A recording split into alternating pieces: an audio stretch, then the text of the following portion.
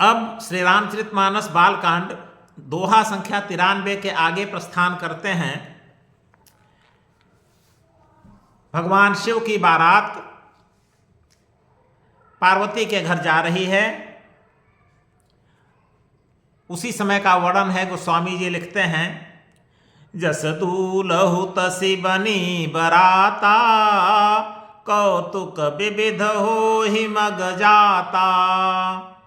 यहाँ हिमाचल रचेउ बिताना, अति विचित्र नहीं जाई बखाना।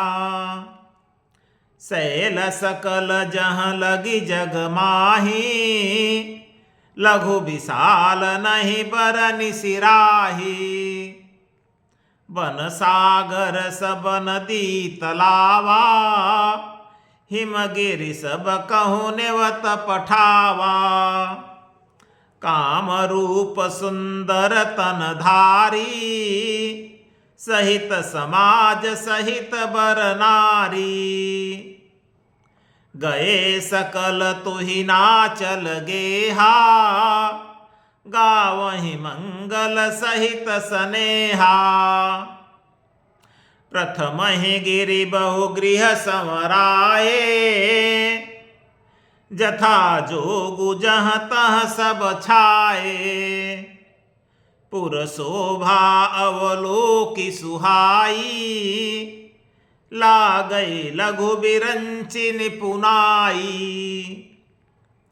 लघु लाग विधि की निपुणता, अवलोकि पुर शोभा सही। बन बाग कूप तड़ाग सरिता, सुभग सब सक को कही।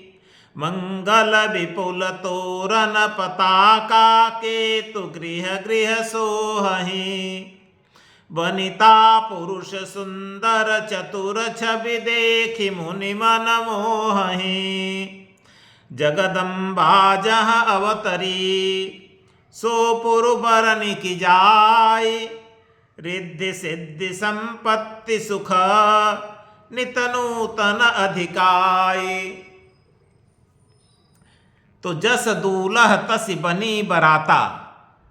अब जैसा दूल्हा है और वैसी ही बारात बनी हुई है।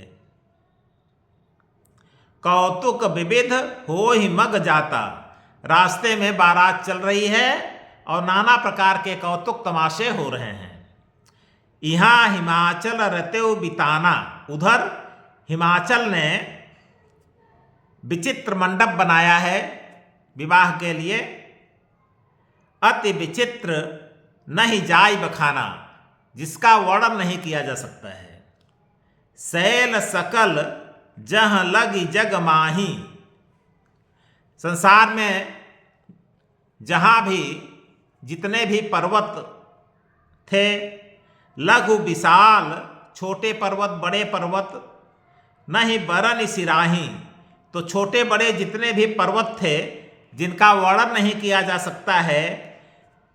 इसके अलावा वन सागर सब नदी तलावा, जितने भी संसार में वन थे, सागर थे, नदी थी, तालाब थी। हिमगिरि सब कहूँ नेवत पठावा। हिमाचल ने सबको न्योता भेजा, मतलब संसार के समस्त पर्वतों को, समस्त वनों को, समस्त सागरों को, समस्त नदियों को, समस्त तालाबों को न्योता भेजा।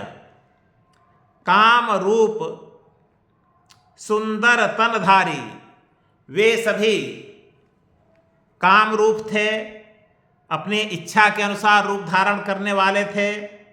तो सुंदर तनधारी, तो सभी सुंदर शरीर धारण करके सहित समाज सहित बर नारी, अपनी श्रेष्ठ पत्नियों के साथ, स्त्रियों के साथ और अपने समाज के साथ वे सभी हिमवान के यहाँ आए विवाह में भाग लेने के लिए। गए सकल तुहिनाचल गेहा। तुहिन अचल, तुहिन मतलब हिम, अचल मतलब पर्वत। तो हिमाचल, तुहिनाचल मतलब हिमाचल, पार्वती के पिता। तो वे समस्त पर्वत, सागर, तालाब, नदियाँ, वे सब हिमाचल के घर पर आए। गावहि मंगल सहित स्नेहा, सभी स्नेह सहित प्यार से स्नेह से मंगल गान कर रहे हैं। प्रथमहि गिरि बहुगृह संवराए, उधर हिमाचल पहले से ही अनेक घर को सजा रखा था, क्योंकि इतने लोगों को बुलाए थे तो सबको किसी न किसी घर में रखना था, तो बहुत से घरों को सजाकर हिमाचल रखे थे। जथा जोग तह तह सब छाए, तो सभी लोग यथा योग्य घरों में जाकर के विराजमान हो गए। पुर शोभा अवलोकी सुहाई, लागई लघु बिरंची निपुनाई। तो पुर की, हिमाचल के पुर की इतनी अच्छी सुंदरता हो गई थी कि ब्रह्मा के द्वारा बनाई गई सुंदरता भी छोटी पड़ रही थी। लघु लाग विधि की निपुणता, अवलोक पुर शोभा सही। हिमाचल के नगर की शोभा को देखकर विधि की निपुणता, ब्रह्मा की प्रवीणता, ब्रह्मा की नगर निर्माण की प्रवीणता, सजाने की प्रवीणता तुच्छ लगने लगी, छोटी लगने लगी। बनबाग कूप तड़ाग सरिता सुभग, सब सक को कही। वन, बगीचे, कुएं, तालाब, नदियाँ, ये सब इतनी सुंदर हो गई थी कि उनका कोई वर्णन नहीं किया जा सकता है। मंगल विपुल तोरण पताका, केतु गृह गृह सोहहीं। घर घर में मंगल विपुल तोरण, मंगल सूचक तोरण लगे हुए थे, पताका लगी हुई थी। तो सभी ध्वज पताकाएं घरों घरों में, सभी घरों में सुशोभित हो रही थी।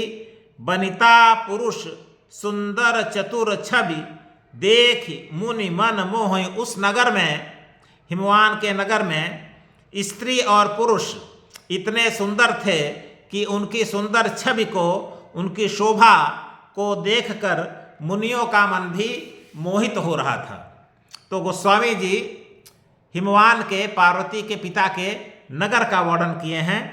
जगदम्बा जह अवतरी, पुनः लिखते हैं जहाँ पर जगदम्बा ने, साक्षात जगदम्बा ने पार्वती के रूप में जन्म लिया, सो पुर वर्णन की जाए। उस पुर का, उस नगर का वर्णन नहीं किया जा सकता। जितना वर्णन हमने कर दिया वो कर दिया, इसके अलावा भी अनंत वर्णन है, उसका वर्णन नहीं किया जा सकता।